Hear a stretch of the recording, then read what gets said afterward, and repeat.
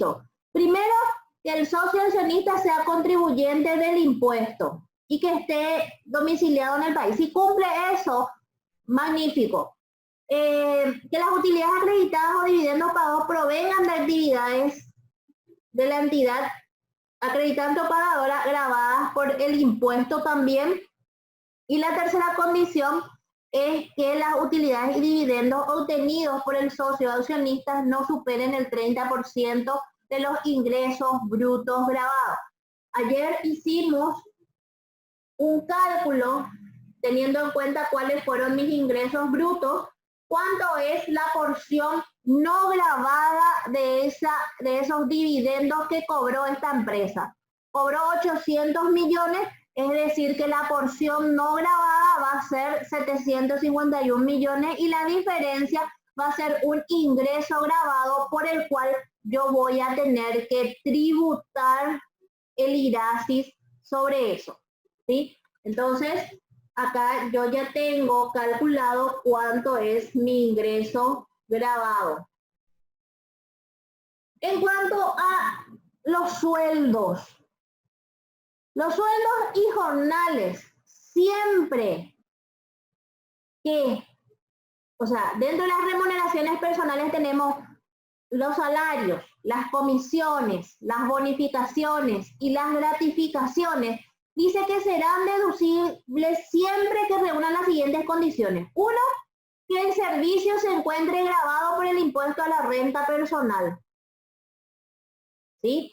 El segundo es, tratándose de trabajadores en relación de dependencia, se haya aportado por el Seguro Social creado o emitido por ley o decreto ley. En caso de trabajadores que reúnan la condición 1, que esté en carácter en el IRP, y también que estén en el IPS o en algún régimen, en el caso de los bancarios, por ejemplo, tienen... Raquel, un momentito, ¿me puede esperar un segundo? Yo les quiero explicar algo a los compañeros. No sé quién fue la persona muy simpática que entró a dañar la imagen que vos estás compartiendo y que me parece una falta de respeto, ¿verdad? Para todos. Yo lo que te quiero pedir, Raquel, es que salgas todo de este archivo que estás compartiendo y que vuelvas a ingresar de nuevo como compartir, ¿verdad? Y ahí bloquea la posibilidad de que la gente pueda dañar lo que estás mostrando, ¿verdad? Sin problema, salgo. Salí nomás de compartir, le pido paciencia a la gente un ratito porque queremos que vea el contenido de lo que vos estás explicando de tal manera que puedan hacer un buen seguimiento. Yo le pido disculpas, ¿verdad? Por el concepto que nos estuvo pasando. Lastimosamente yo no sé si es a propósito o no, porque puede ocurrir también que sean criaturas las que estén tocando, ¿verdad? Pero les pido por favor que si no tienen interés en la charla se retiren de la reunión y que los que queremos escuchar estemos atentos, ¿verdad? Gracias. Ahí está. Ya estamos. Bueno, continuamos. Entonces, ¿qué es lo que yo tengo que hacer primeramente con mis salarios? Voy a revisar mi nota, por eso puse acá, cuáles son los pasos de control de mi deducibilidad de mi salario. Primero voy a revisar los que tengo en nómina en IPS, ¿verdad? Aclarando un poquitito, hasta el 31 de diciembre del 2019, prácticamente no tendríamos el inconveniente de que el funcionario sea aportante al IPS y que también facture a la misma empresa. No se debería hacer, pero era lo habitual dentro de una empresa. Por ejemplo, que esté con un salario básico en IPS y que la comisión cobre con factura, por ejemplo. Entonces, no se debería haber hecho eso, inclusive por la deducibilidad, pero en este artículo del decreto 6359 hace mención que si está en el impuesto a la renta personal, puedo deducir. Ahora bien, para el próximo año, para este año 2020 es completamente diferente y hay un artículo que limita esa posibilidad, que ya no se puede tener, ya no se puede tener en relación de dependencia a una persona y tenga que facturar en la misma empresa. Eso está sancionado y si es descubierto, ahí pierde inclusive la posibilidad de ser deducible ese gasto relacionado a esto. Bueno, continuando un poquitito, ¿qué es lo que yo tengo que controlar? ¿Voy a sumar o voy a verificar si mis cuentas del estado de resultados correspondiente a salarios que puedo tener, salarios en ventas y salarios en administración? Ambos salarios voy a sumar y voy a hacer un calculito. ¿Y qué voy a verificar? Primero voy a sumar los salarios. Todos mis salarios según mi balance tengo este valor. Es decir, mi aporte patronal según mi balance sumado tengo este valor y mi aguinaldo según mi balance tengo este valor. ¿Qué pasó? Si yo tengo un aporte patronal de esto, es decir, que al hacer mi cálculo por regla de 3, yo tengo que mi salario base para que mi aporte patronal haya sido este valor, que es lo que yo pagué al IPS o provisioné para pagar al IPS, ¿verdad? En todo el año, hace que mi sueldo haya sido 527 millones nomás como base imponible. Si yo hago 527 millones por 16.5%, me da los 86 millones que tengo de aporte patronal. ¿Qué pasa? Yo en mi balance tengo por encima de ese valor. Es decir, que yo a algún funcionario le pagué más en salario y pudo ser que no haya aportado al IPS sobre eso, o puede ser que haya sido en otro concepto y me equivoqué. Es una forma de verificar. Si ya no tenemos tiempo de verificar, entonces, ¿qué pasa? Esa diferencia que existe va a ser un gasto no deducible del impuesto.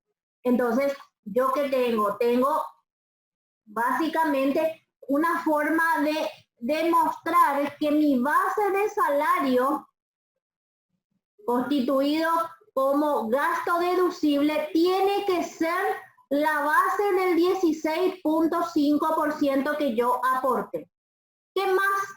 Hice también mi cálculo de aguinaldo. Mi aguinaldo tiene que ser la 12ª parte de mi salario que yo aporté al IPS. Entonces, yo voy a sumar otra vez mi salario, ¿verdad? Y voy a verificar si es la 12ª parte y hice mi cálculo y resulta ser que le pagué un poquitito más de aguinaldo a mi empleado. Voy a poner un caso que ahora, por ejemplo, se está dando. Se llama suspensión de contrato, por ejemplo, ¿verdad? Y el empleador dice, no, pero yo quiero que el IPS le pague el 50% y yo le voy a pagar ese 50%. A lo mejor lo contabilizamos como un salario, pero no aportamos al IPS por esa parte. Entonces, ¿qué es? Un gasto no deducible, esa porción que no se está aportando el aporte patronal. Entonces, acá yo verifico cuál es mi deducibilidad y mi deducibilidad va por el aporte patronal. Por ende, yo al hacer mi cálculo sale que yo tengo un gasto no deducible dentro de mi contabilidad de salarios. Es una forma de que yo documente correctamente, ¿sí? Entonces, esa porción yo voy a llevar del salario como gasto no deducible y del aguinaldo también como gasto no deducible. ¿Qué más? Están también los gastos a favor del personal, que también son deducibles siempre que la entidad pagadora del servicio constituya un ingreso grabado por el impuesto a la renta personal, que pueden ser contribuciones en efectivo otorgadas directamente al trabajador, ¿verdad? Siempre que haya aportado al Seguro Social, y las contribuciones que realizan que tienen que estar debidamente documentadas o contabilizadas. Esto, por ejemplo, se da si yo tengo, no sé, le quise dar un obsequio en su cumpleaños y le di 100.000 guaraníes. Tiene que estar declarado esos 100.000 en IPS para que sean deducibles. Qué sé yo, un día de permiso remunerado. Puedo también llevarlo como un gasto a favor del personal. Los que tienen, le sale el almuerzo, por ejemplo, tiene que estar documentado también. Entonces, si todo eso está documentado, tiene que estar, sí.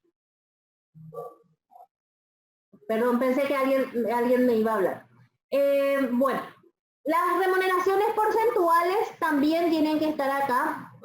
Se van a deducir siempre y cuando estas personas estén dentro del impuesto a la renta personal o paguen el IPS, ¿sí? Y los honorarios profesionales, que la mayoría en el año 2019, yo creo que, si no todos, la gran mayoría de los que tenían honorarios profesionales, y hablo de contadores, hablo de escribanos, hablo de abogados, hablo que tenemos honorarios profesionales, la deducibilidad se da por el impuesto a la renta personal. Si paga el impuesto a la renta personal, es directamente deducible. Ahora, todo el mundo me pregunta de repente, ¿y cómo nosotros sabemos que el abogado fulano que me hizo un trabajo durante el año, que me registró la marca y me cobró su honorario, está en impuesto a la renta personal? Y fácil, le vamos a tener que preguntar y le vamos a tener que pedir su constancia de RUT para que nos demuestre si está o no está en impuesto a la renta.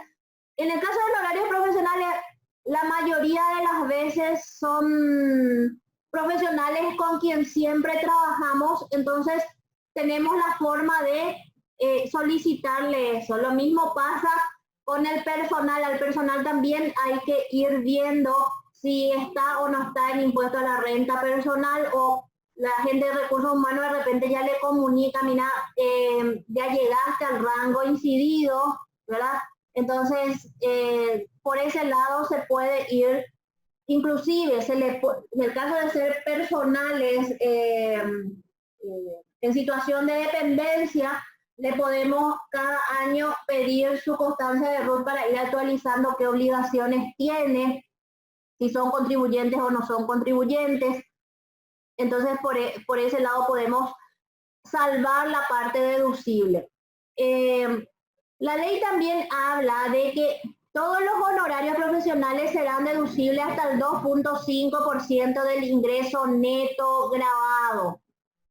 El ingreso neto grabado es las ventas o todos los ingresos menos las devoluciones y los descuentos. Ese es mi ingreso neto grabado. El 2.5 sería, yo hice un cálculo acá, de 62 millones sería mi deducibilidad. Pero en mi caso, o en este caso que yo le estoy mostrando, esa deducibilidad es el 100% porque todos mis honorarios profesionales pagados durante el 2019 estaban en el IRP, lo cual hace que sea 100% deducible. Entonces hay que ir buscando alternativas para ir cerrando esa parte. Bueno, alquileres, ayer hablamos de eso, que tiene que estar con un contrato vigente para que se pueda deducir completamente. Los gastos de movilidad también, viático u otras compensaciones siempre que constituyan un gasto a rendir cuentas, que los mismos estén respaldados por una documentación pertinente, ¿verdad? Reuniendo los requisitos legales, que constituyan gastos sin rendir, por ejemplo, se dan dos condiciones.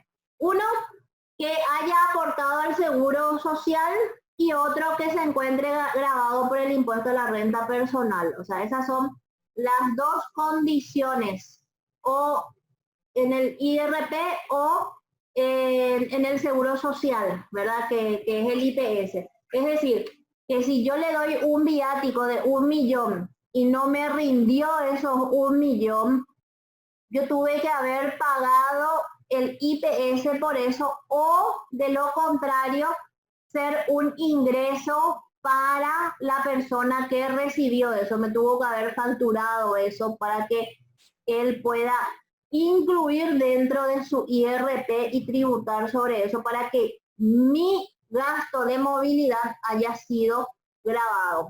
¿Se entiende? Entonces, es muy importante tener esos cuestionamientos también en el momento de realizar los gastos de movilidad. Vamos un poquito más. Los gastos pagados en el exterior, ¿en qué caso son deducibles en mi empresa? Si tenés la actividad de importación y exportación, es muy fácil deducir que tuviste que viajar al exterior para poder hacer las negociaciones, ya sea con el proveedor o con el cliente en el exterior. ¿Y qué dice para que sea deducible mi gasto?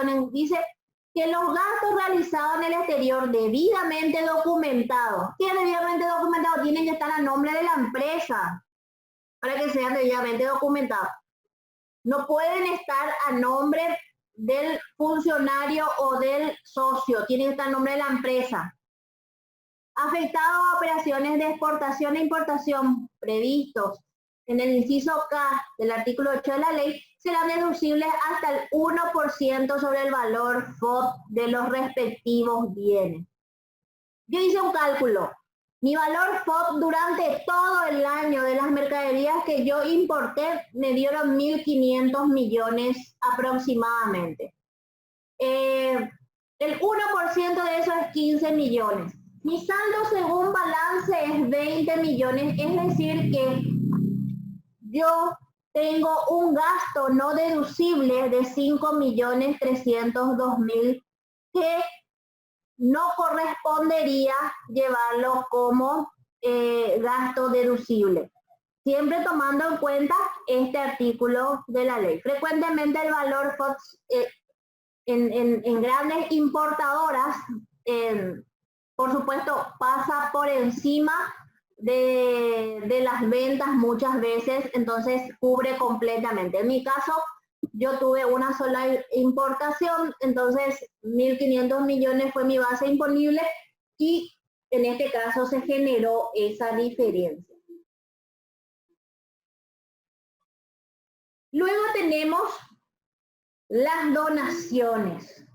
Algo muy importante que tenemos que tener. ¿Cuáles son los requisitos que tenemos que tener para que la donación sea un gasto deducible? Dice que puede ser deducible hasta un monto del 1% sobre el ingreso bruto. Si mi ingreso bruto fue 1.500 millones, 1.507 millones, es decir que el 1% de eso son 15 millones y tanto la cantidad de mi deducibilidad de donaciones. ¿Qué también tiene que tener? Deberán ajustarse a las siguientes normas. Podrán hacerse en dinero o bienes. El valor de las donaciones hechas en muebles, inmuebles u otras especies que constituyan activos fijos deberá coincidir con el valor fiscal del bien donado. El donante también deberá acreditar con el recibo expedido por la entidad el valor, el monto y el destino que fue utilizada la donación, ¿verdad? Tiene que ser un acto legal o administrativo de creación de la entidad pública beneficiaria, de reconocimiento de personalidad jurídica en el caso de entidades religiosas, y el documento oficial que conste el reconocimiento por la administración tributaria, que son entidades en la cual yo puedo donar. También dice que para que la donación sea deducible por el donante, las entidades civiles beneficiarias deberán estar reconocidas por la administración como asistencia social, educativa, cultural, caridad o beneficencia. Estas entidades deberán registrarse en la administración tributaria acompañando con el documento que acredite su personería jurídica en forma previa a la percepción de las donaciones. Este reconocimiento se deberá renovar cada 3 años en el caso de ser una entidad de bien público, como le llaman ellos. Además de eso, la administración podrá requerir a las entidades beneficiarias en general los datos relativos a la donación recibida, incluyendo la relación que tienen los donantes en el monto, los bienes donados. Las donaciones en dinero solamente podrán realizarse mediante cheque, ¿verdad? Estas donaciones solo se podrán computar cuando el cheque respectivo sea efectivamente cobrado por la entidad beneficiaria con el débito consecuente en la cuenta del donante, y las donaciones en bienes inmuebles tienen que estar transferidos a nombre de la entidad que recibe la donación en los registros públicos. O sea, esas son las condiciones que se deben dar para que mi donación sea o no sea deducible. En este caso, yo tengo una donación de 12 millones, que cubre completamente mi renta bruta, el 1% sobre mi renta bruta, por eso no hice mi cálculo de gasto no deducible. ¿Qué más? Dentro de nuestra tabla, las amortizaciones tienen que ir y las depreciaciones también, las previsiones, las pérdidas y las ganancias por diferencia de cambio también deben estar dentro del balance en forma separada. También la venta o las utilidades o pérdidas en los activos fijos, ¿verdad? Y a partir de ahí ya vamos a tener para poder calcular nuestro impuesto a la renta. Ya tengo mi balance, ya tengo mi estado de resultados, ya traté de ver cuáles son mis gastos deducibles. Entonces, a partir de ahí voy a tener que mi ganancia o pérdida antes del impuesto es este valor, que lo voy a posicionar acá. ¿Qué pasó? ¿Por qué es más? Porque yo tenía una ganancia grabada, ¿verdad?, del impuesto, que tenía que colocarla dentro de ese valor, por eso mi utilidad es mayor. Traigo todos mis gastos deducibles. Quería aclarar también las multas y recargos. Muchas veces tenemos multas y los intereses por el fraccionamiento de impuestos que tenemos son gastos no deducibles. Todos aquellos intereses, moras, contravenciones que tenemos en todos los impuestos tienen que estar registrados en la SED. Hay veces que no tenemos dentro del balance o nos olvidamos de contabilizar esos 50.000 guaraníes de contravención por haber presentado tarde mi 101 del año anterior. o mi IVA del mes pasado. Entonces, todo eso tienen que estar contabilizados y son gastos no deducibles, especialmente aquellas que se presentan sin movimiento, que yo siempre pongo así entrecomillado. Sin movimiento no existe estado financiero. ¿Por qué? Porque de una u otra forma tiene que haber, tenemos que contabilizar, inclusive esas multas que se pagaron tienen que estar contabilizadas como un gasto no deducible. Y también todos esos estados financieros sin movimiento tienen que tener un movimiento patrimonial, tienen que tener caja, tienen que tener capital y tiene que generar un flujo de efectivo por lo menos en cero, pero tiene que tener unos números, no pueden estar en cero. El estado financiero no se puede presentar en cero. Métanse eso, porque cuando vos presentás en cero, y peor aún, porque ya vi que en algunos contribuyentes tienen hoy ese problema de que el profesional anterior o la persona que le llevaba su contabilidad o que le presentaba simplemente sus impuestos, ¿qué hacía? Tenía movimiento en el IVA y presentaba su estado financiero sin movimiento. Entonces, eso es para la administración tributaria, es directo preguntarte o enviarte una notificación pidiéndote tus libros de compra y de venta para que vos justifiques por qué tenés movimiento en tu IVA y en tu estado financiero tenés cero. Que también puede llegar a pasar de que, qué sé yo, nos confundimos de archivo, generamos mal, puede pasar un montón de cosas, pero eso es importante que ustedes vayan relacionando que los estados financieros no se presentan en cero. Tiene que tener algún movimiento patrimonial que justifique eso. Ok, continuando. Tenemos acá todos mis gastos deducibles que yo hice. Le sumo a mi utilidad antes del impuesto. Sobre eso recién yo voy a calcular el 10%, es decir, que mi impuesto a la renta es mi valor de mi utilidad antes del impuesto más mis gastos no deducibles que yo me fui calculando. A partir de ahí tengo que mi utilidad después de impuestos, que va a ser mi utilidad fiscal, va a ser la diferencia, perdón, mi utilidad contable va a ser estos 503 menos mi impuesto a la renta, va a ser mi utilidad contable, ¿sí? Como tengo ganancia, ahí yo puedo aplicarle la reserva legal, que es el 5% sobre mi utilidad después de impuesto, pero mi utilidad contable.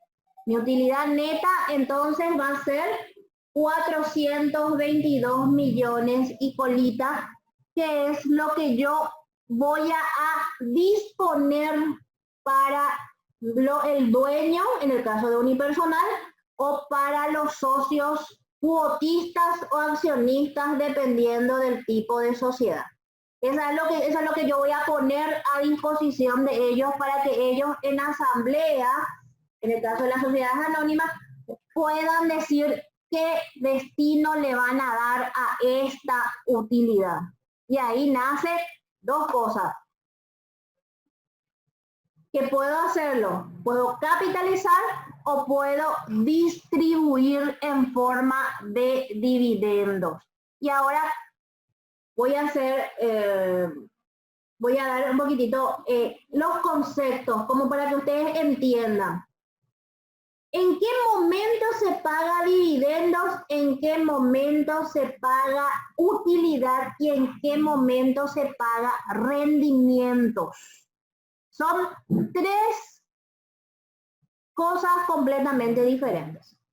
La utilidad es lo que se genera de las transacciones menos el impuesto a la renta. Esa es mi utilidad. es la base de toda negociación, digamos, ¿verdad?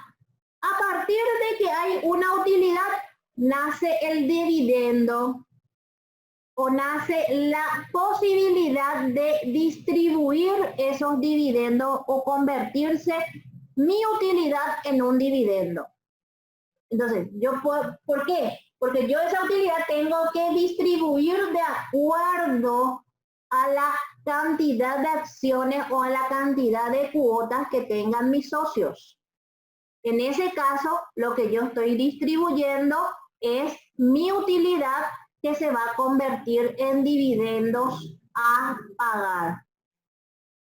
¿Qué son los rendimientos? Los rendimientos son aquellos intereses o utilidades que yo obtengo de emisiones de bonos o emisiones de acciones o rendimientos también en entidades gerenciadoras que ahora se llaman, a ver un poquito si se me fue el nombre de las entidades transparentes, ¿verdad? Entonces esos son rendimientos que tiene la cuenta. Entonces esa es la diferencia que hay entre utilidad, dividendos y rendimientos. Bueno, en este caso tenemos una utilidad de 58 millones. Yo tuve una retención del impuesto.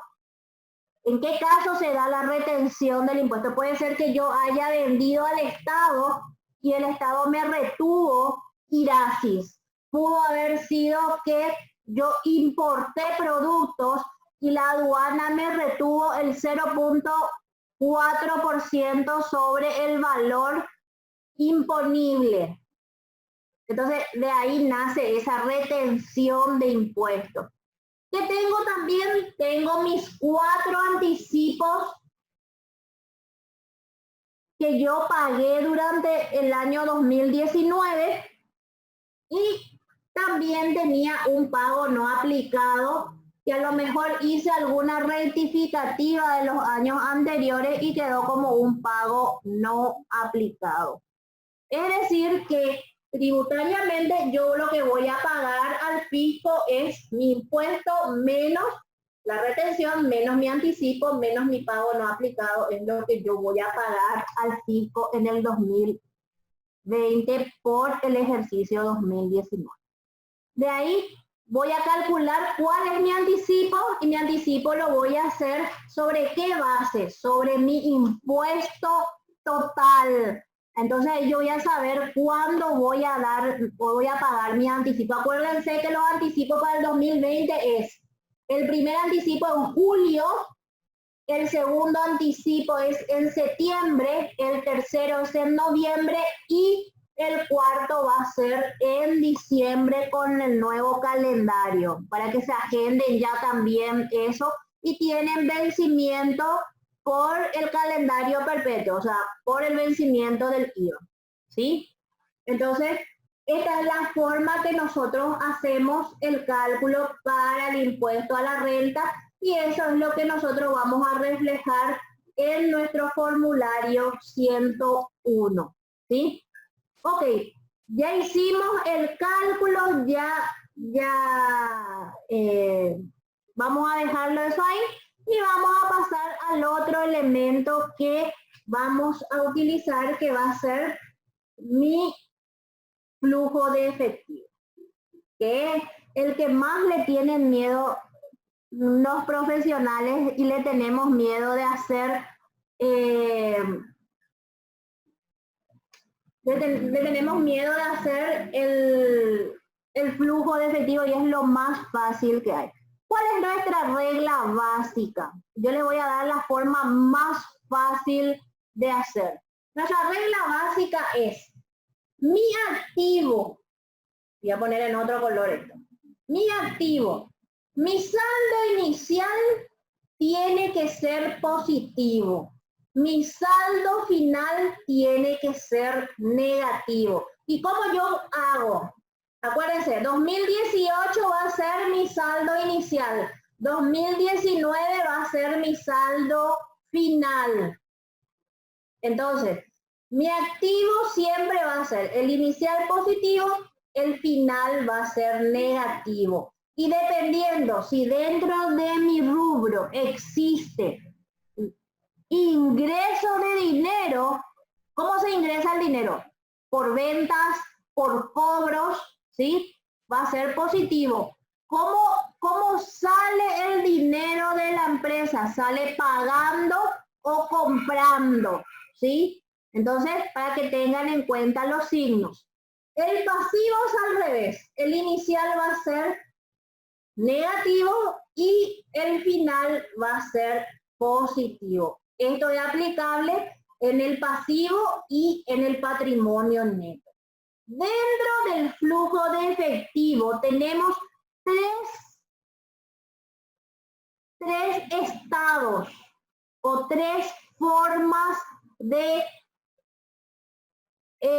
generar y de usar nuestro efectivo.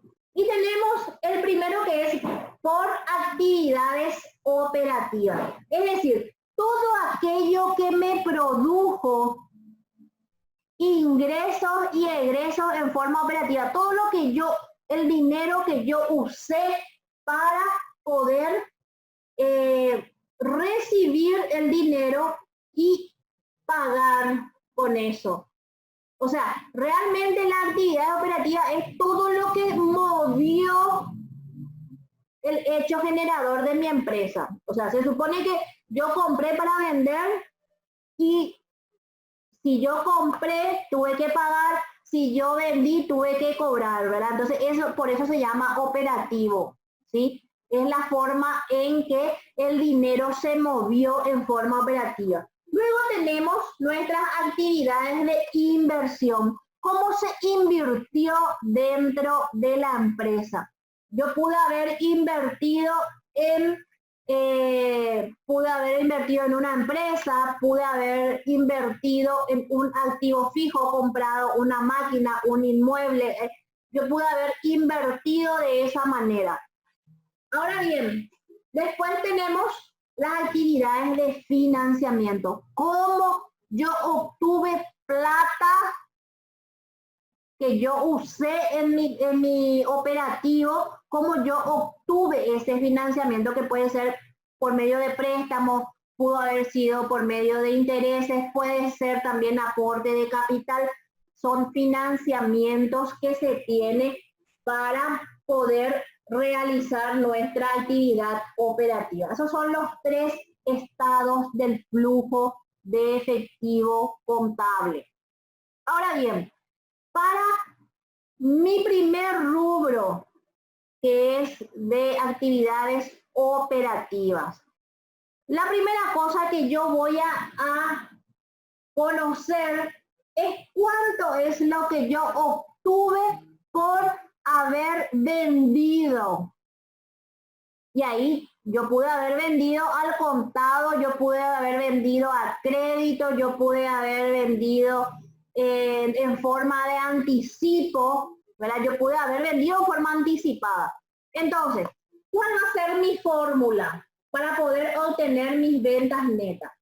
Voy a llevar a un saldo inicial de clientes, que es mi saldo de ventas a crédito del año 2018, ¿verdad? Por eso es mi saldo inicial. Más mis ventas de este periodo. ¿Cuánto yo vendí en este periodo? Y ahí dentro de mis ventas voy a sumar mis ventas de servicio, mis ventas de mercadería grabada al 10%, al 5%, las exentas, las exportaciones por algún régimen especial. Todas mis ventas que yo tuve durante todo el año voy a sumar ahí. Luego voy a tener mis descuentos concedidos, ¿verdad? En este caso, mis descuentos concedidos están en negativo. ¿Por qué? Porque en mi balance están negativos, ¿sí? Mi saldo final de anticipo de clientes, que no tengo, pero pudo haber tenido el año pasado. Mi saldo inicial de tarjetas de crédito, ¿verdad? Que es mi forma de cobro en tarjetas de crédito. Mi saldo final de cliente que va a ser negativo porque es un activo el cliente, ¿verdad? Mi anticipo de clientes y mi saldo final. La suma algebraica, es decir, la suma de más menos de todo esto, me sale que yo durante todo el año cobré esa cantidad de dinero. Y esa es mi cobro neto de todo el año. O sea, todas mis operaciones de compra al contado, a crédito y todo lo demás, me da como resultado que yo obtuve dinero en esa proporción. Ahora vamos a irnos a el pago neto. Así como como vendí, también yo compré. ¿Y qué compré? Tengo el saldo inicial de anticipos a proveedores, ¿verdad? Que es un activo, por eso está positivo, ¿verdad? Tengo un saldo inicial de gastos pagados por adelantado, que es un activo, por eso está en positivo. Mi saldo final de proveedores es un pasivo, por eso es positivo, ¿verdad? Mi saldo final de otros acreedores. Mi saldo inicial de mercadería es un activo, por eso está en positivo, ¿verdad? Mi saldo final de anticipos a proveedores. Mi saldo final de proveedores locales, otros acreedores, de gastos pagados por adelantado, mi saldo final de mercadería y mi costo que es negativo porque es el costo de las ventas. Es decir, que durante todo el año yo pagué este valor a nivel local, ¿sí? A mis proveedores locales. Es decir, ya tengo cuánto cobré, cuánto pagué. Lo mismo pasa cuando es con proveedores del exterior. Tengo que tener esa misma situación con proveedores del exterior para que sepa cuánto se pagó. Luego tengo cuánto se le pagó al empleado, ¿verdad? Saldo final de obligaciones laborales es un pasivo, por eso tiene signo positivo. Mi saldo inicial va a ser negativo. Mi sueldo y jornales, que es mi gasto, va a estar negativo. Mi aporte patronal, mi aguinaldo e indemnizaciones. Es decir, que yo pagué a todos mis empleados durante este año 609 millones aproximadamente. Ok, luego tengo todas mis cuentas de gastos que yo usé por las actividades operativas. Son las mismas cuentas que yo tengo en mi estado de resultado detalladas acá, donde yo me fui colocándole a todos el signo. Siempre estas actividades operativas van a estar con signo negativo porque ¿qué son? El pago del agua, el luz y el teléfono, el internet, son gastos, son pagos, entonces son negativos. Cuando sale el dinero de la empresa, se constituye en un pago o un uso de ese efectivo. Los fletes, los gastos, todo aquello que sumado me da ese valor. Luego tengo el pago del impuesto, ¿sí? Mi saldo inicial de anticipo y retenciones, como es un activo, está positivo. Mi saldo final va a ser de anticipo, va a ser negativo. Y así me voy viendo tanto mis anticipos, mi impuesto a la renta a pagar del periodo de este periodo, que es un pasivo, por eso es positivo, mi saldo final de IVA a pagar o de IVA crédito, mis retenciones, mis multas, ¿verdad? En este caso no tengo, son los pagos que yo tengo en impuestos. Una vez que yo tengo calculado todo eso, me voy posicionando dentro de la casilla que corresponde, mis ventas netas, es decir, que yo cobré esta cantidad. En el caso de proveedores locales, yo pagué eso en todo el año. A mis empleados, usé en actividades operativas y pagué en impuesto, y en este caso tengo un impuesto positivo, es decir, que tengo, ¿qué cosa? Crédito fiscal a mi favor, por eso es positivo. Sumando todo esto, el neto que salió de mi caja o de mis disponibilidades son 746 millones en negativo. Es decir, que pagué más de lo que recibí en forma operativa. Es decir, que yo tuve que haber ganado en inversiones o tuve que haber tenido un financiamiento para que yo pueda tener una disponibilidad positiva. Para eso es esto, para poder medir cómo operativamente si tengo el retorno del dinero que se está invirtiendo, ¿sí? O cómo se va produciendo eso. Porque, ¿qué pasa? Uno no puede gastar lo que no tiene. Entonces, el fisco, ¿por qué nos pide hacer esto? Porque nosotros tenemos que demostrarle que nosotros tuvimos algún tipo de financiamiento. Es lo mismo que nos ocurre en el IRP. En el IRP, ¿qué nos dice? Bueno, demostrame cuáles son tus ingresos. Y resulta ser que gastamos más de lo que fue nuestro ingreso. Pero ¿qué tiene que haber en contrapartida? Tiene que haber un préstamo o algo que generó ese gasto que yo tuve de más de mi ingreso. Lo mismo pasa en las entidades comerciales, sino que con el volumen que tenemos es muy difícil hacer un resumen. Entonces este es nuestro resumen en el cual nosotros podemos ver cómo estamos operativamente, ¿sí? Eso no significa que estemos mal o bien, sino significa controlar cómo ingresó el dinero y cómo salió el dinero dentro de la empresa, y también para controlar si no existe alguna fuga de que algo ingresó sin haberse declarado. Eso también es la forma en que el fisco verifica esa situación.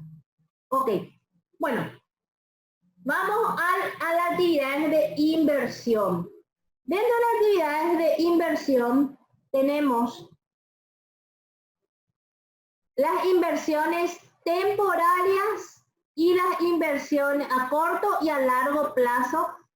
En este caso, yo tuve una inversión recién en el 2019, es decir, que si yo invertí, ¿qué hice? Salió dinero y puse en otra empresa. En este caso, yo adquirí bonos y invertí en la bolsa de valores en una sociedad y también en un consorcio. Todo eso, entonces, yo hice a corto plazo. A largo plazo, ¿qué tengo? Tengo también esa inversión que salió de mi dinero, ¿sí? En la parte de activo fijo, tengo mi saldo inicial, tengo mi saldo final, y acá lo que yo veo, según mi fórmula, es que yo tuve un aumento patrimonial en mi activo fijo. Ese aumento patrimonial se pudo haber dado por el revalúo, ¿verdad? Se pudo haber dado porque compré más, perdón, en este caso no compré, vendí parte de mi propiedad, ¿verdad? Porque yo tenía 3.750 y ahora cuento con 1.900. Si tengo positivo es porque yo me desprendí de algún tipo de propiedad, puede ser propiedad inmueble, puede ser vehículo, algo vendí que hizo que yo tenga este excedente en dinero. El aporte de capital, mi saldo final es de 4.550, el anterior yo tenía, es decir que hay un aumento en mi aporte de capital que tiene que estar respaldado por qué cosa, por un aumento del capital o por un aumento de la suscripción o emisión de acciones dentro del capital social, ¿sí? Entonces, yo cuando me vaya de vuelta a mi flujo de efectivo, ahí veo que tengo una disminución en mi, perdón, una salida de dinero por mi inversión, tengo una inversión a largo plazo y tengo también un retorno de dinero porque vendí algún bien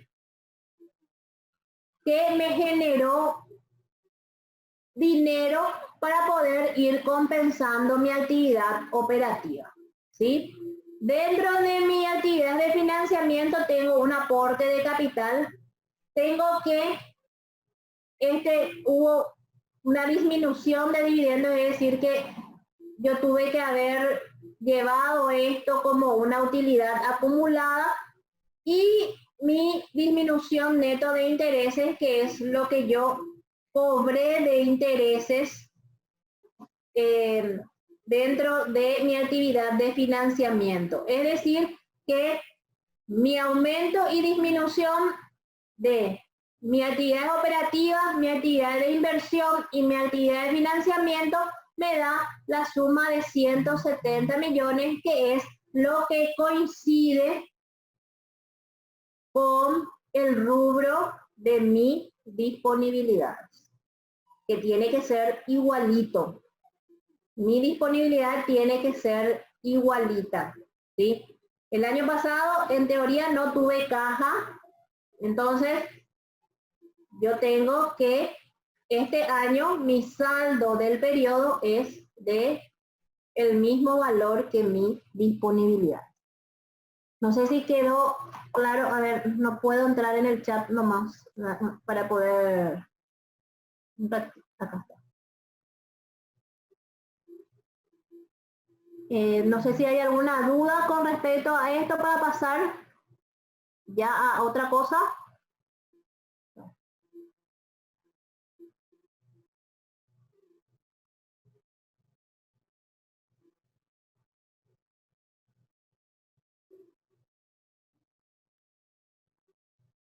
Ok, continúo.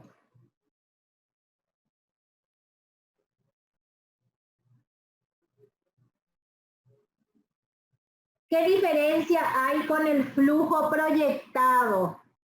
Me preguntan. La diferencia es lo siguiente. Este es un flujo de caja, se le llama flujo de caja financiero, y el otro es el flujo de caja proyectado, es donde yo tengo mis ventas determinadas por mes en un tiempo determinado y mi proyección de pagos con respecto a esos ingresos en forma proyectada. Esto es el flujo de caja financiero que yo hago en mis estados financieros, es lo real que yo usé y que yo obtuve de dinero dentro de mi informe anual. Lo que se hace la diferencia con el proyectado es que eso no es real, es algo proyectado, es algo, una perspectiva que se tiene y que sirve simplemente para saber en qué momento yo voy a necesitar de dinero según un plan, ¿sí? Esa es la diferencia. Ok.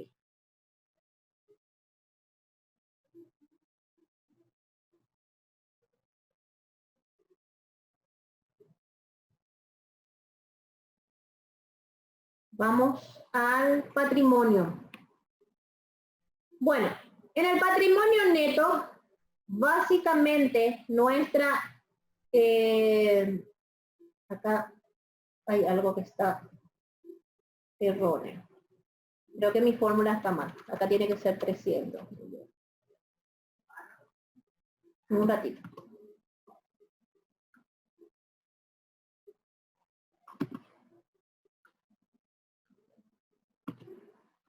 Ahí está. Ok.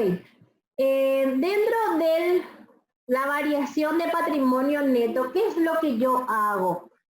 Tengo que proyectar específicamente lo que está o lo que pasó dentro de este rubro de patrimonio neto. ¿Qué variación hubo en mi capital? ¿Qué variación hubo en mi reserva? ¿Qué variación hubo en mis resultados?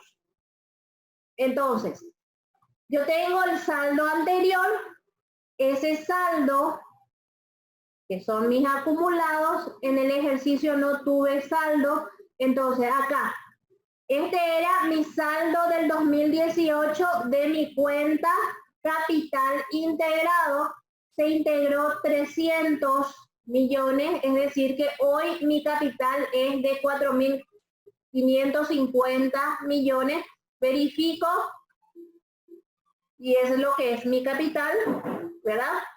Tuve una reserva legal de 22 millones, puedo verificar, es de 22 millones. Tuve mi reserva de revalúo, ¿verdad? Voy a verificar. Tengo mi reserva de revalúo y mi resultado del ejercicio que es 420 millones. En total, mi cuadro de patrimonio neto es de 1.141 millones, ¿sí? Que es lo que coincide con mi balance. Está mal sumado, perdón. Hay algo que se sumó mal acá. A ver.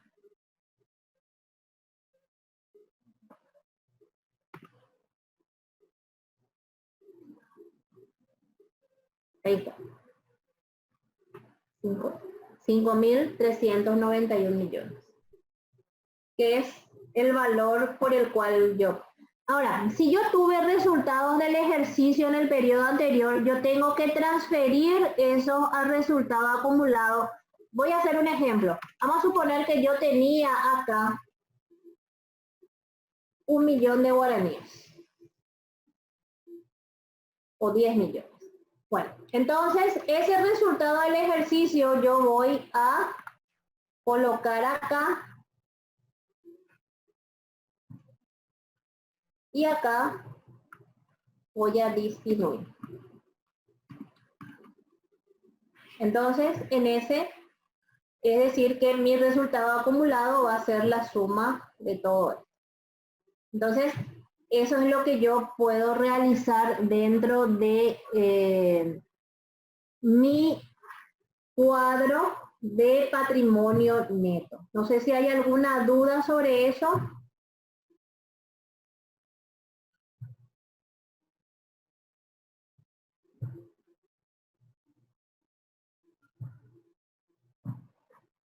Un ratito, estoy teniendo un... Ahí está.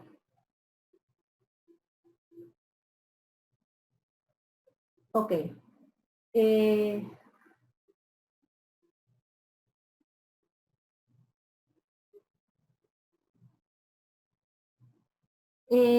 A ver un poquitito. No sé si hay alguna duda sobre esto hasta acá para que pueda pasar ya a hacer el formulario 101.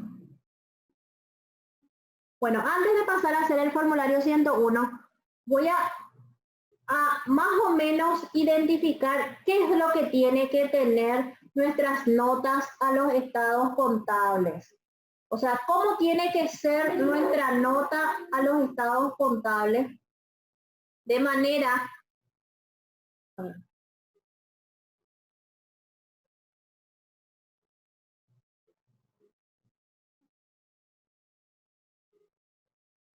A ver un poquitito. Acá me dice María Vera, si se capitaliza el resultado primero, ¿Se transfiere a acumulado y luego a capital? Sí. María, tenés que tener en cuenta lo siguiente en el momento de la capitalización. Primero, tenés que destinar tu utilidad a algo, ¿sí? Entonces, cuando vos destines esa utilidad en tu asamblea ordinaria, vas a destinar ese resultado a futuras capitalizaciones. Podés hacer ese asiento, inclusive en el momento que haces tu acta de asamblea. Va a ser resultado acumulado o resultado, en este caso ya va a ser resultado acumulado porque vos estás hablando del 2020 ya. En el 2020, entonces, en la fecha que vos haces esta asamblea vas a llevar resultados acumulados a aporte o a futura capitalización, ¿sí? Entonces, cuando vos hagas todo el proceso de aumento de capital, protocolización del aumento, más la suscripción, emisión de acciones, se protocoliza, se inscribe en los registros públicos ambas, tanto el aumento como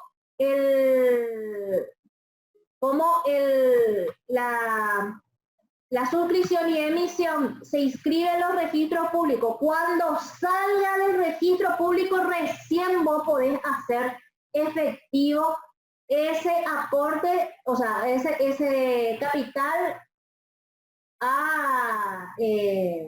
que estaba como a integrar, ¿verdad? A el capital propiamente dicho, ¿sí? Entonces, ese es en el caso de las sociedades. En el caso de la unipersonal, el nacimiento de esto es ahora. Es decir, en el 2020, si yo ya no lo hice en diciembre del 2019, yo puedo capitalizar ahora en el 2020, ¿sí? Para eso voy a tener que hacer un documento interno en el cual el propietario dice que ese capital, o sea, que esa utilidad se va a capitalizar.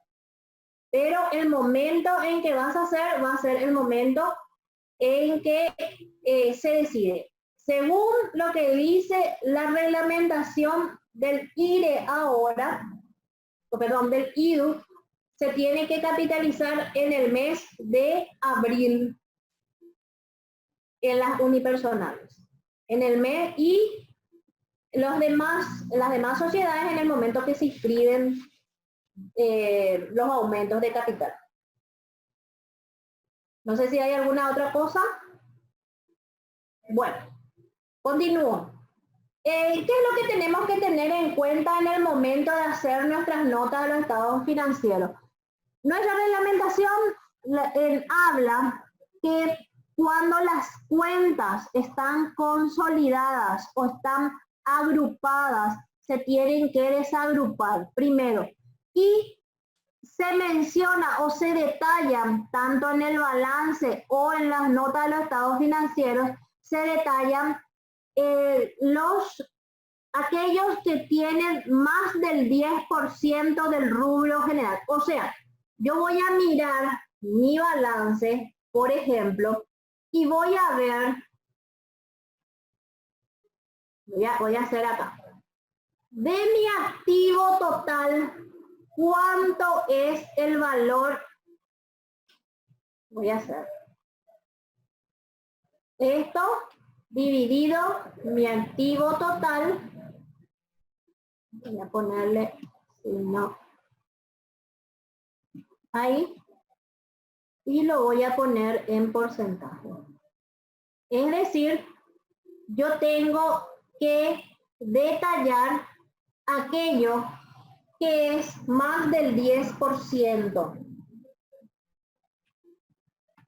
En este caso, por ejemplo, sale que tengo que detallar mis acciones en la empresa cómo está detallado. ¿Por qué? Porque la reglamentación me dice que yo, todo aquello que esté con el 10% del valor de mi rubro general, que en este caso es mi activo, yo tengo que detallar. ¿Qué también tengo que detallar? Mis deudores por venta. O sea, la ley me obliga, o la reglamentación me obliga a detallar todo aquello que sea por encima del 10% del rubro. No obstante, es demasiado importante que todo sea detallado, por más que la ley no me exija. Porque, como les dije, el trabajo de ustedes tiene que ser un trabajo impecable. Entonces yo tengo que tener todos los datos en las notas a los estados contables, de manera a que cuando yo el próximo año realice mi balance, yo tenga ya parte de esa información, o cualquier información que me soliciten ya esté dentro de mis notas a los estados contables. Es las notas que el contador tiene que poner de lo que pasó y por qué pasó. Entonces, lo primero, tenemos los datos de la entidad.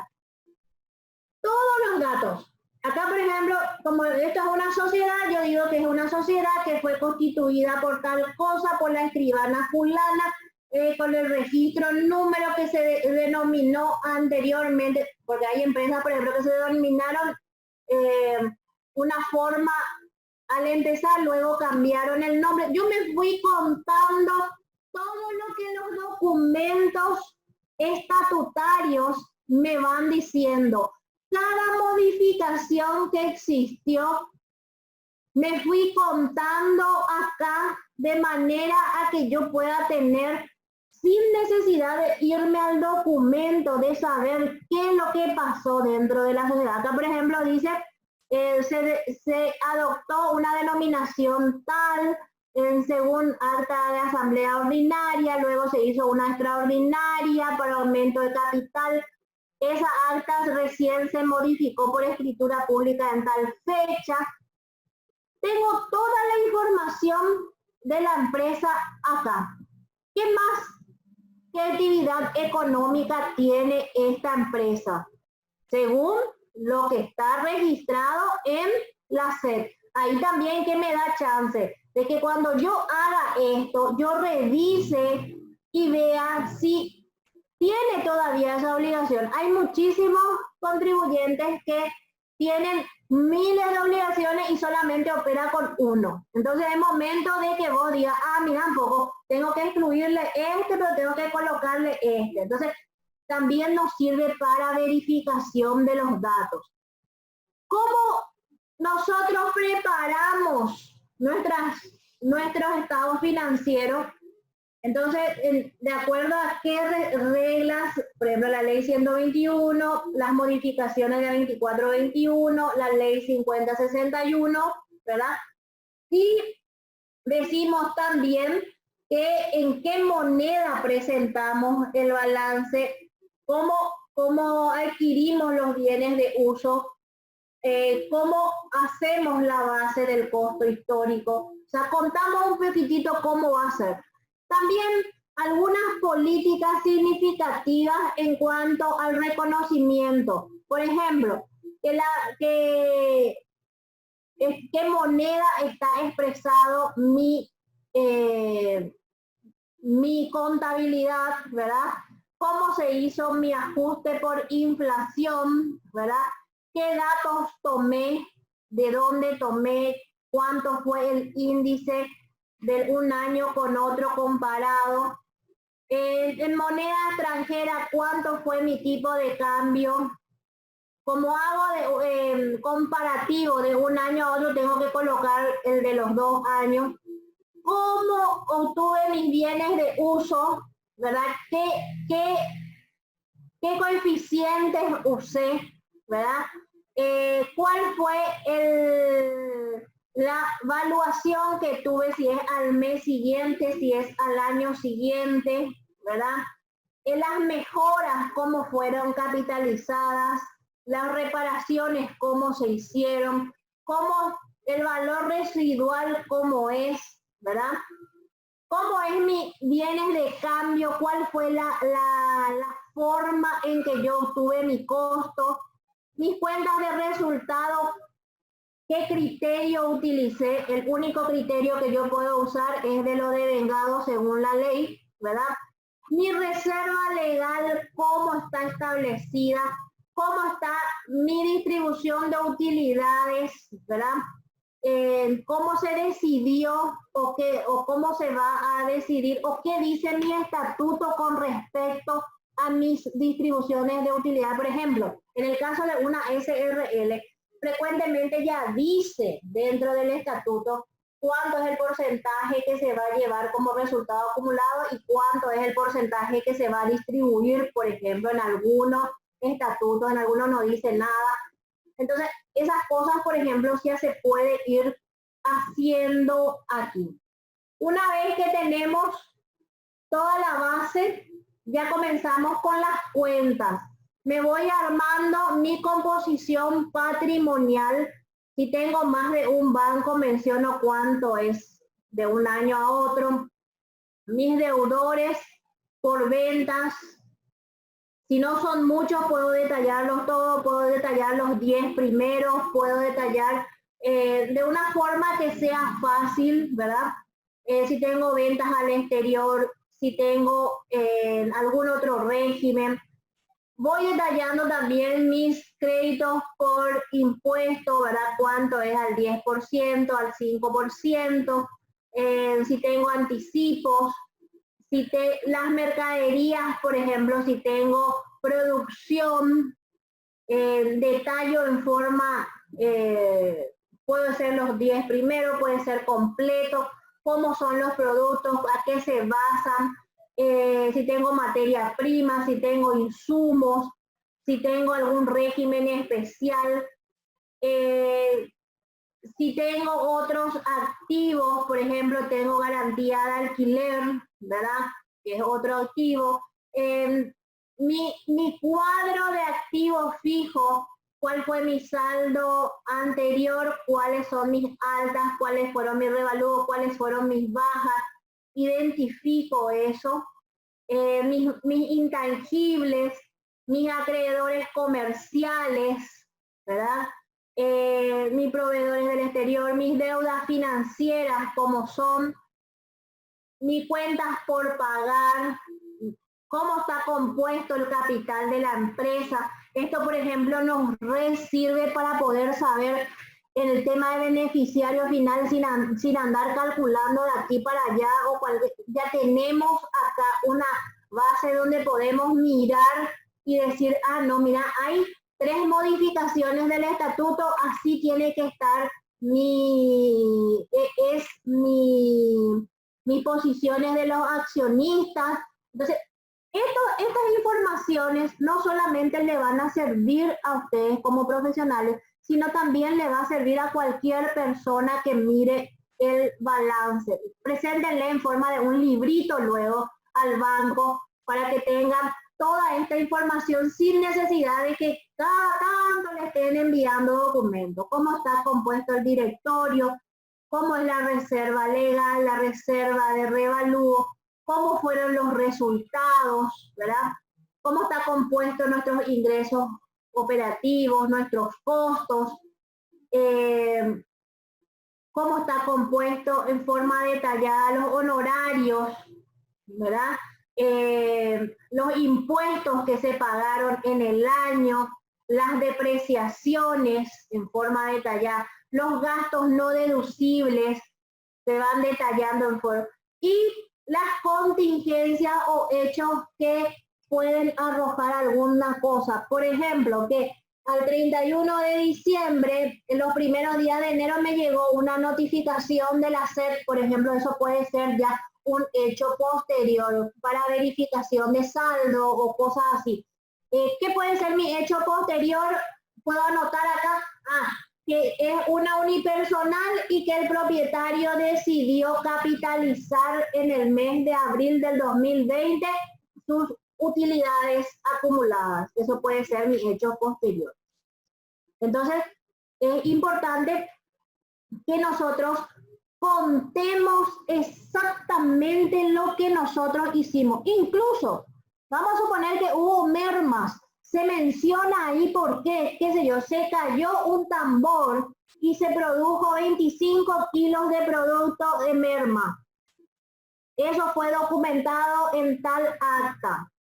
Entonces, nosotros contamos eso dentro de nuestras contingencias o dentro de cada rubro, cuál fue el hecho que generó esa registración contable.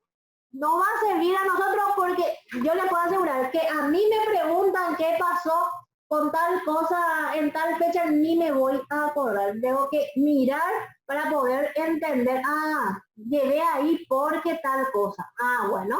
Entonces, para eso nos sirven estos materiales que nos ayudan a tener, digamos, limpio todo aquello que en el día a día nos pasó. Realmente esto es un resumen de todo un año de trabajo, y si ustedes le presentan a sus jefes o a sus clientes en una forma así, les va a querer pagar lo que fuese por haber hecho un trabajo estupendo. Así nomás es la historia, ¿verdad? No sé si hay alguna duda hasta acá.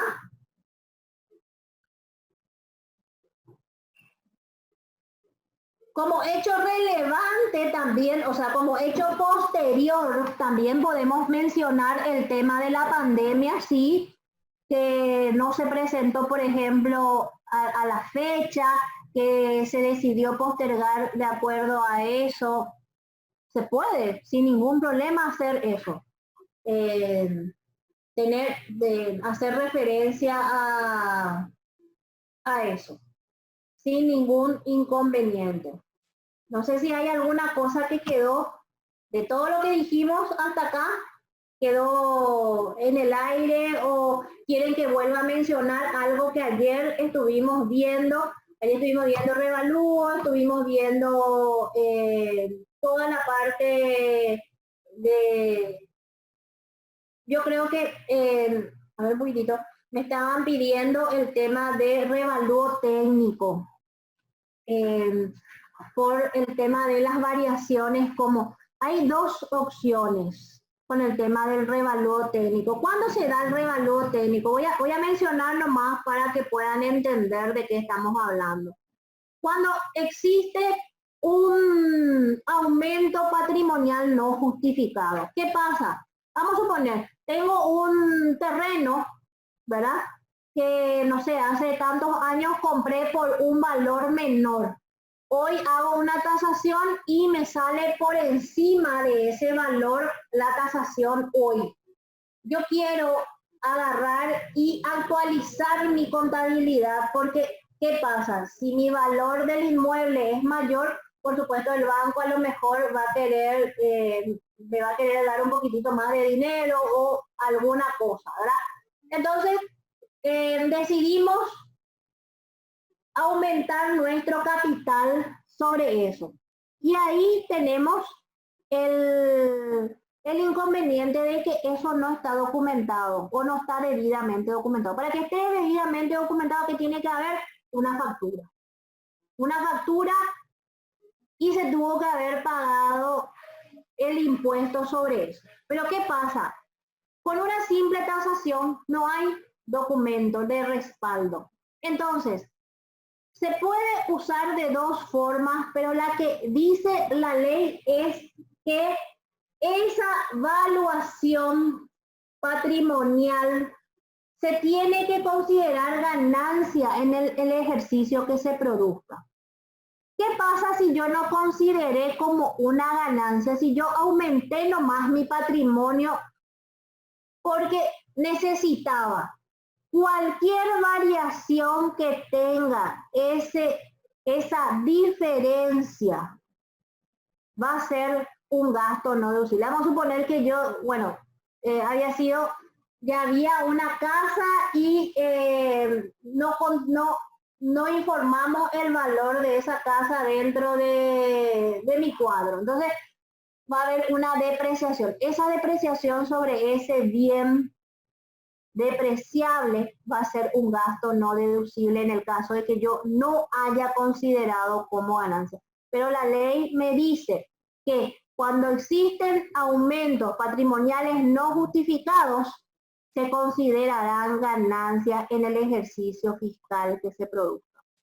Sí o sí.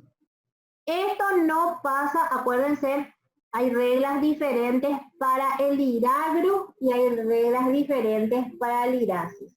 Esto es para el IRASIS, ¿sí?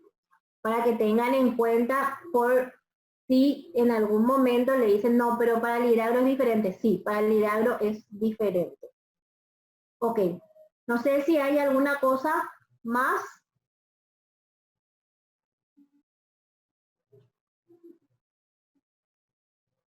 Bueno, César, ¿cómo estás? Te respondo. ¿Qué pasa con esta utilidad, que yo le puedo llamar utilidad tanto acumulada como del ejercicio? Ahí estaba explicando qué es lo que tenemos que hacer y tenemos tres opciones de llevar esa utilidad o de destinar esa utilidad. La primera opción es distribuir. ¿Cómo distribuyo? Y de acuerdo a qué cosa voy a distribuir. Y voy a irme a un cuadrito para que ustedes entiendan qué es cómo yo voy a distribuir. Voy a distribuir de acuerdo a mi cantidad de acciones que tiene integrada estas personas. Es decir, que si yo voy a integrar, voy a traer ese valor y vamos a hacerlo en forma práctica, ¿sí? Voy a traer este valor acá y voy a hacer que me distribuya esa utilidad de acuerdo a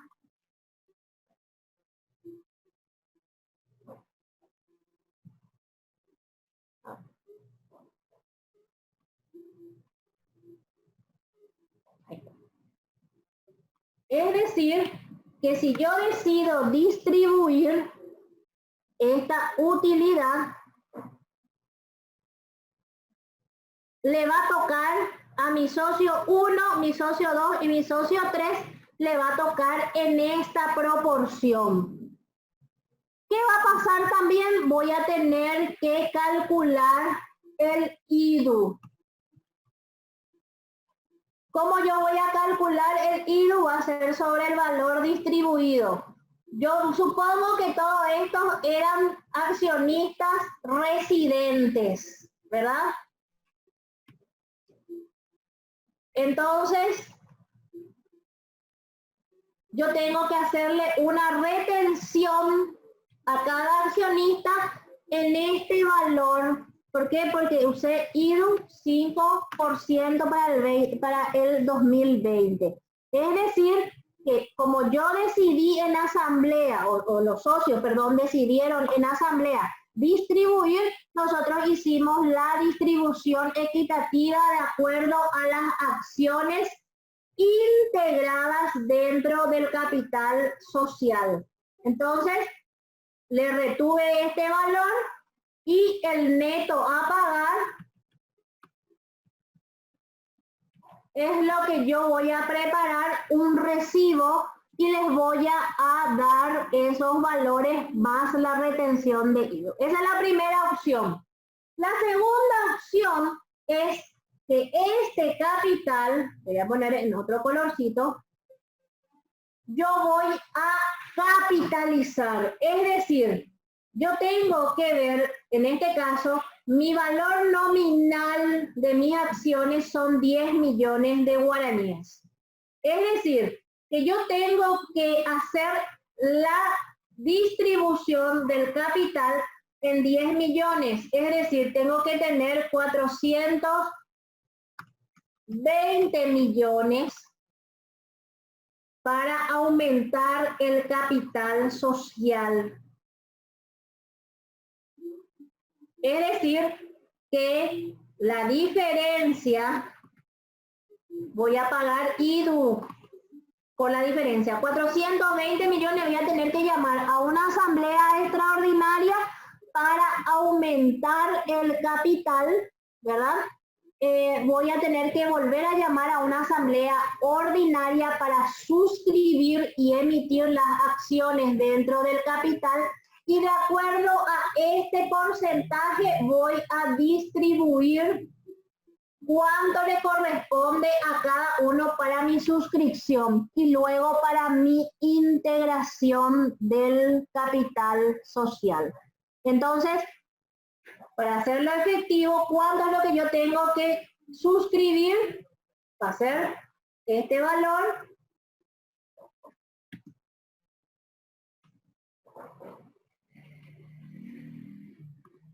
por el porcentaje.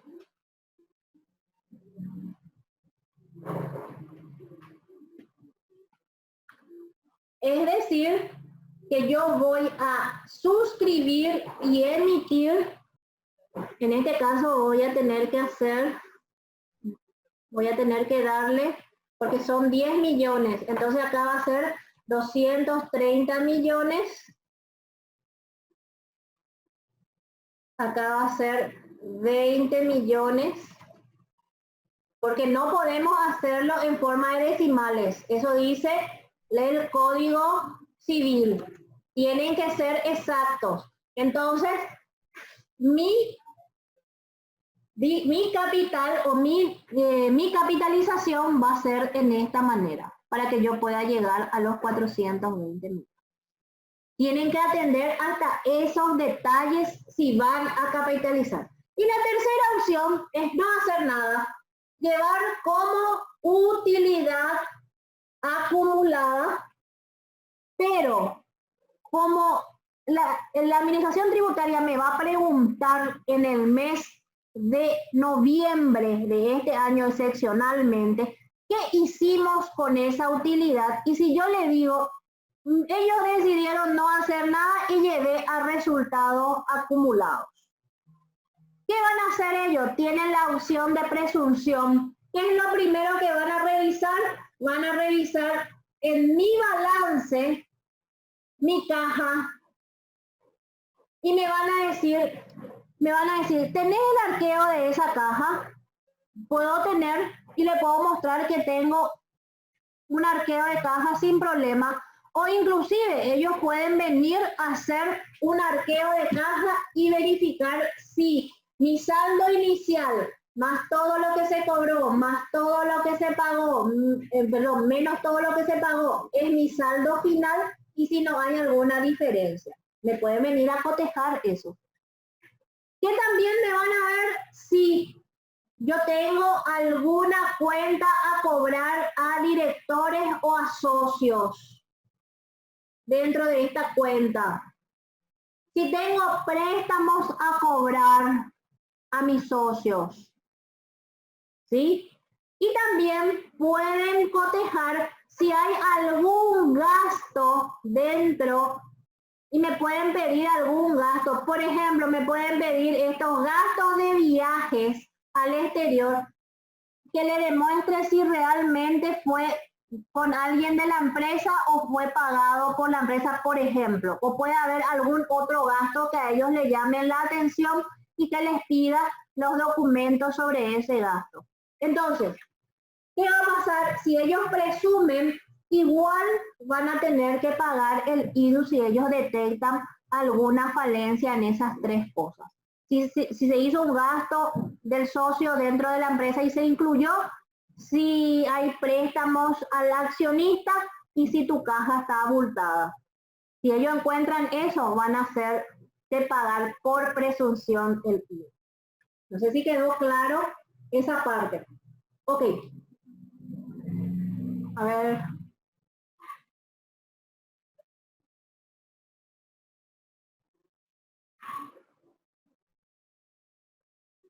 Va a figurar la capitalización, pero recién en el año siguiente. Porque me preguntan acá si esa capitalización va a figurar en el año siguiente. Sí, recién desde el momento en que vos haces tu asamblea ya podés previsionar que eso vas a llevar a capital.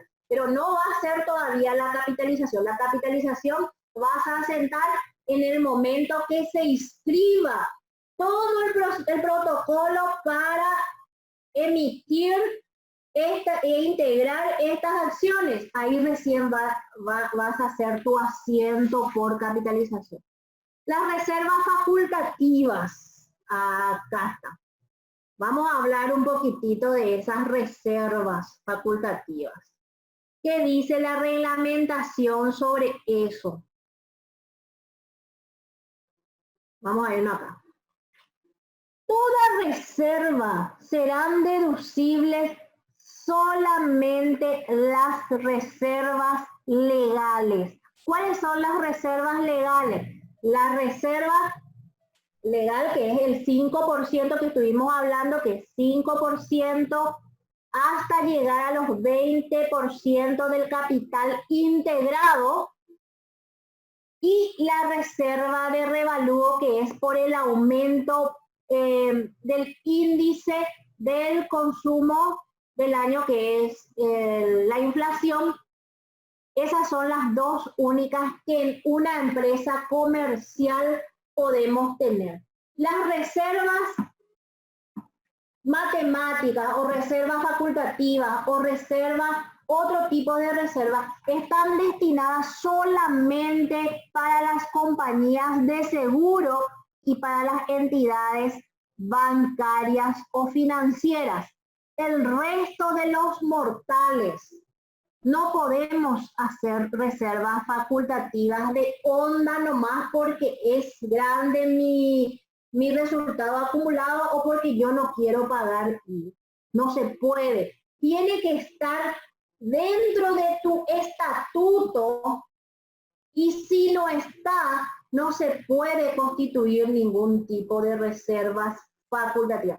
Aparte de que tiene que estar en tu estatuto, tiene que decir para qué es esa reserva. En el caso, por ejemplo, de las compañías de seguro, esas reservas se van para poder indemnizar en ciertas situaciones. Entonces, ellos tienen destinada esas reservas para mantener el capital mínimo. Por ejemplo, acá habla de provenientes de una diferencia de cambio, por ejemplo. Pero ellos tienen establecido para qué se hace esa reserva facultativa. Podés hacer dentro de tu estatuto, agarrar y colocar que vas a hacer una reserva facultativa porque también querés mitigar el impacto de una diferencia de cambio. Pero para eso tenés que demostrar que facturás en dólares, cobrás en dólares, comprás en dólares o comprás en otro tipo de moneda fluctuante. Si vos comprás localmente, no podés poner esa reserva facultativa dentro de tu estatuto. ¿Por qué? Porque no está sustentado en lo que vos querés hacer. Entonces, las reservas facultativas tienen que tener un destino específico dentro de la empresa, para un fin específico. Entonces, no se pueden hacer en forma voluntaria. No sé si se entiende.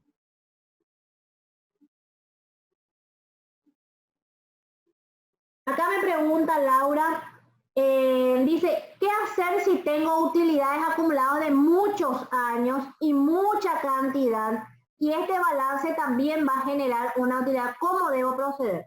Primero, Laura, yo te aconsejo, la primera cosa que vas a mirar es cómo está tu caja, porque a lo mejor es simplemente sincerizar ese capital, ese resultado acumulado. A lo mejor hace rato ya no existe esa caja que tenés y tu resultado simplemente refleja esa situación. Entonces vas a tener que analizar y sincerizar el pago del retiro de esas utilidades. A lo mejor no le vas a pagar realmente para poder hacer ese sinceramiento, ¿verdad? O a lo mejor, qué sé yo, se compró algún bien que no está registrado, entonces es momento en que se revise cuenta por cuenta para ver qué está generando esa utilidad. Si esa utilidad es real, hay que ver qué hacer.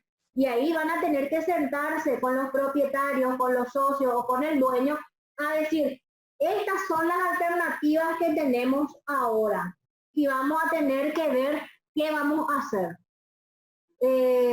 Mirna dice, ¿cómo se hace la previsión de la capitalización? Y va a ser utilidades acumuladas en el debe, ¿verdad? Podemos poner una cuenta transitoria como resultados a capitalizar hasta el momento en que se haga la escritura de capitalización propiamente. Patricia me dice, si en una SRL, si quiero capitalizar, no solo informo en las notas y en el siguiente año expongo en el balance, no. En las SRLs, sí o sí se tiene que, si se va a capitalizar, se tiene que modificar el estatuto. Se tiene que hacer una protocolización de aumento de capital, se tiene que hacer la integración de ese capital de la forma en que les dije. Acuérdense que si los números no son redondos, tienen que ver cuánto vale, en el caso de las SRL, cuánto vale cada cuota y de acuerdo a eso hacer la capitalización. Lo mismo pasa en las SA y el resto se tiene que pagar IDU, ¿sí? La puesta a disposición tenemos tiempo hasta el 31 de agosto de hacer la retención del IDU y pagar el 13 de septiembre. Acuérdense que el IDU se paga el 13 de cada mes. O sea, si yo pongo a disposición y nadie cobra nada, tengo tiempo hasta el 31 de agosto para hacer mi retención y pagar el 13 de septiembre. ¿Qué pasa si en este tiempo, entre hoy, ¿verdad? Hasta el 1 de agosto, si la empresa le paga a uno de los socios, ese momento del pago se tiene que hacer la retención? Y vamos a suponer, a uno de mis socios quiere cobrar el 20 de mayo. El 20 de mayo le voy a hacer la retención, es decir, que el 13 de junio voy a tener que pagar el IDU por esa retención. Si yo pongo a disposición y no le pago, tengo hasta el 31 de agosto y pagar en septiembre. ¿Se entiende? Ok. Si es una utilidad ficticia, y es momento de sincerizar, ¿verdad? Lo mismo pasa cuando se constituyen las sociedades y no se integran realmente lo que tienen que integrarse, ¿verdad? Que dice nomás en los documentos esos valores. Es momento de sincerizar eso.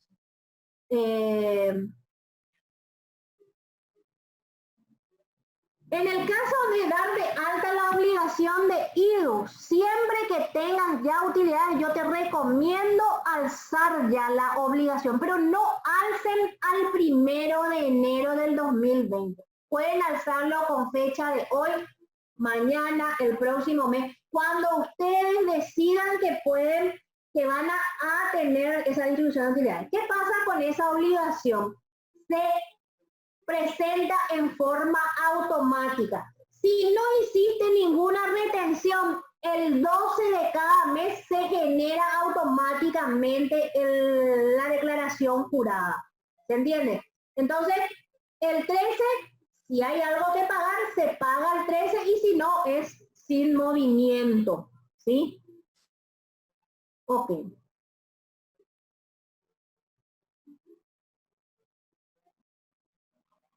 ¿Cómo es el asiento para la distribución de utilidades? Voy a colocar acá, va a ser dividendos a pagar,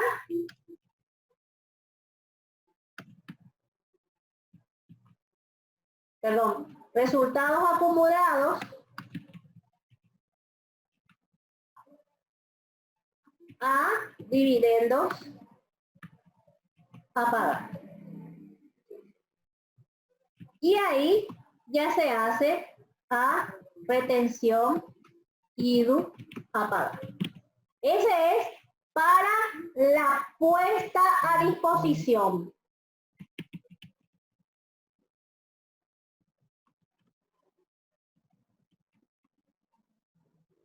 Cuando se paga al socio, va a ser dividendos a pagar a la forma de pago. Puede ser banco, puede ser caja, puede ser también en bienes. Puedo retirar mercadería en vez de dinero. Puedo retirar un pagaré y cobrar ese pagaré yo. Se puede dar esas situaciones que también son complejas, o sea, va a depender exclusivamente de la forma en que se negocia cobrar a la empresa. Entonces, lo único que sí tiene que estar debidamente documentada. ¿Ok?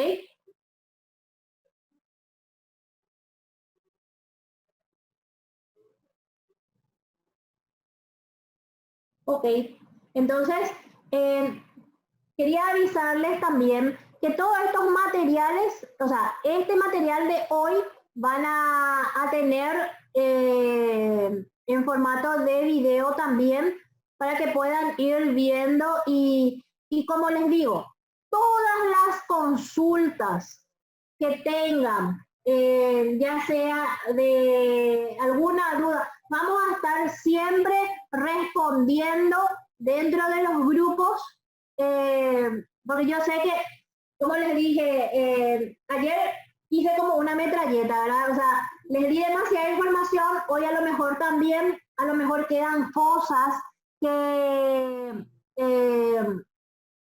a ver un poquito, a lo mejor quedan cosas que quedan en el tintero, como se dice, pero vamos a estar siempre abiertos a las consultas que ustedes nos hacen. De repente hay personas que me escriben en el privado o le escriben en línea, siempre nosotros estamos en contacto y respondiéndole a todos, que es nuestra, en mi caso particular, a veces me tengan paciencia nomás porque a veces estoy haciendo alguna otra cosa, pero siempre trato de responder por lo menos a la madrugada, que es mi horario habitual, pero siempre estamos en eso. Ahora bien, voy a ver un poquitito.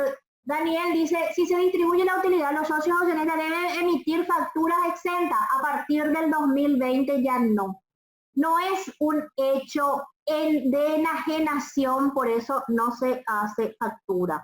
Entonces, lo que se emite es un recibo en el momento del pago del socio. En el momento de la puesta a disposición es la retención, el documento que avala la distribución. ¿Sí?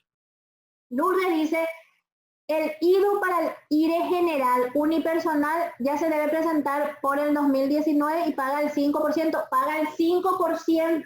Atiendan una cosa.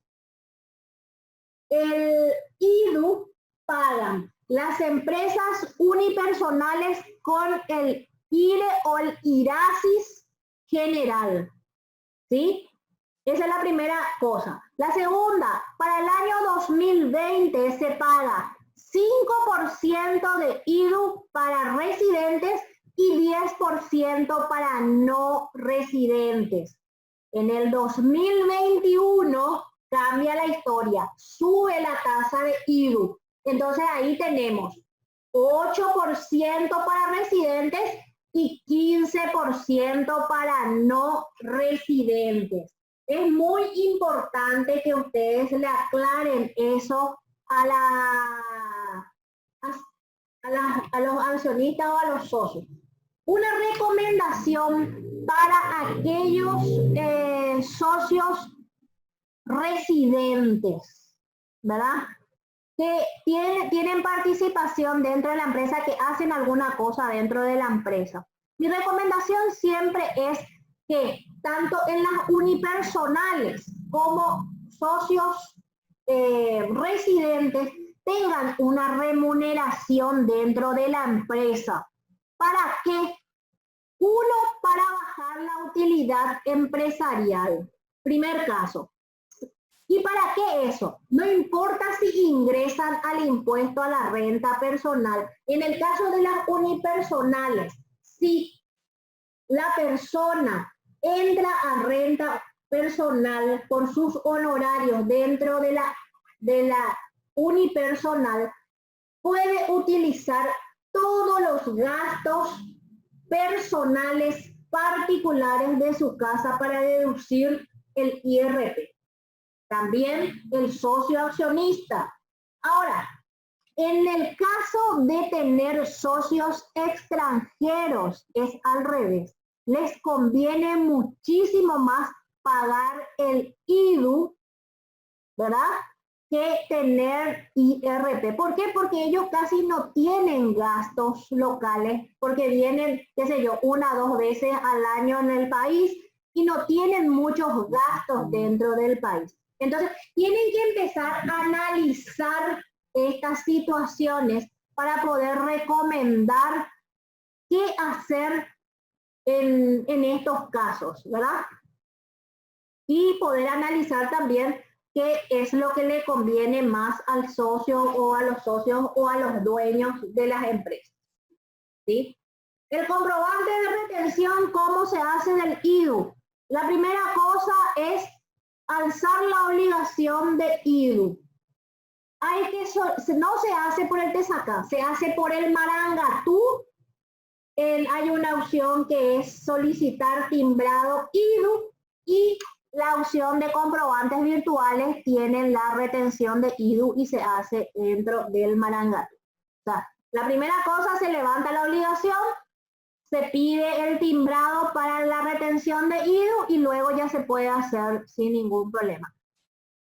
Atiendan con el tema de alzar la obligación, tarda aproximadamente 72 horas o más para que les apruebe eso. O sea, si están apurados, vamos a suponer, mañana tienen que pagar dividendos, y si todavía no levantaron la obligación, van a tener esa diferencia para poder hacerlo. O sea, son cosas que hay que empezar a precautelar, ¿sí? No sé si tienen alguna otra pregunta. Bueno, yo les agradezco mucho la atención, les agradezco mucho de darme la oportunidad de ofrecerles un poco de mi experiencia, porque realmente esto uno no lo adquiere todo dentro de la universidad, no lo adquiere tampoco leyendo todos los días. Uno tiene que estar adentro, tiene que, como yo siempre digo, la gente me dice, pero ¿cómo haces para no equivocarte?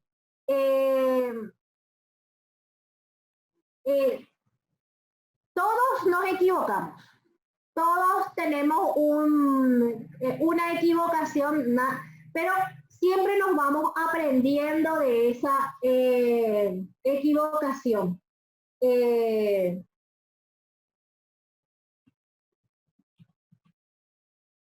Entonces, es importante que nos vayamos viendo y, ¿cómo se dice? Corrigiendo es donde nosotros vamos aprendiendo.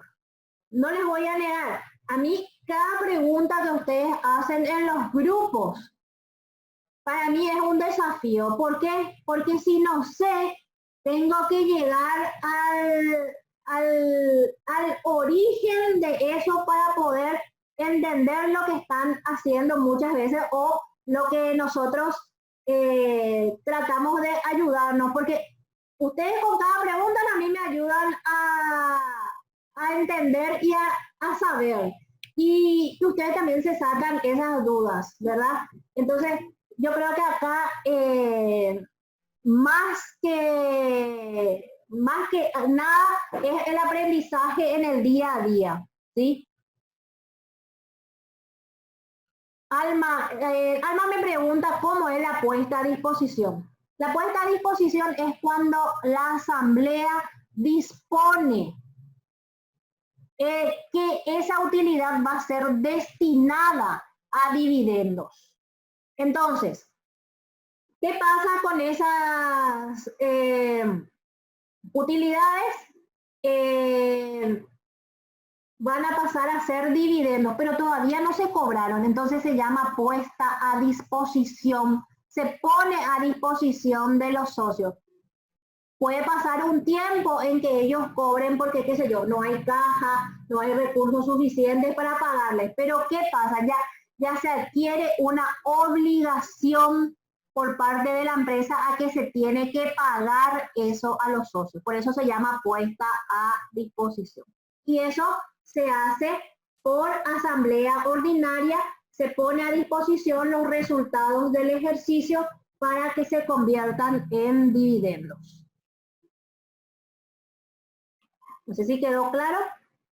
Entonces, bueno, para terminar nuestro curso de hoy, vamos a, como les digo, abierto siempre a cualquier consulta, cualquier pregunta, y si hay algo que no quedó claro, vamos a volver a hacerlo, vamos a volver a repetir, vamos a volver a hacer de la forma en que ustedes puedan entender cuál es el procedimiento. Mi idea siempre es hacerle el paso a paso, no solamente en la parte legal, sino también en la parte contable, que muchas veces no tenemos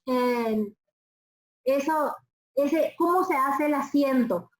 Para nosotros es muy importante que todos los contadores tengamos el mismo nivel para poder jerarquizar nuestra profesión. A mí me encanta la profesión, me apasiona la profesión, y por eso muchas veces tuve que irme lejos, tuve que dejar muchas cosas para ir a aprender, porque solamente el paraguayo, pues, si no toca, no está convencido. Y bueno, yo tengo ese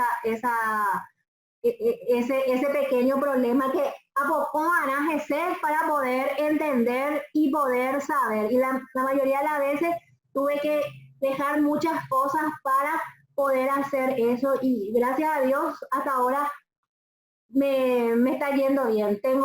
Aunque ustedes no lo crean, ya tengo más de 20 años en la profesión, así que algo puedo transmitirles de algo que me apasiona muchísimo, que es nuestra profesión. Entonces, les agradezco mucho todo, y continuamos en los grupos, y les doy las gracias. Y hasta el próximo curso, ¿sí?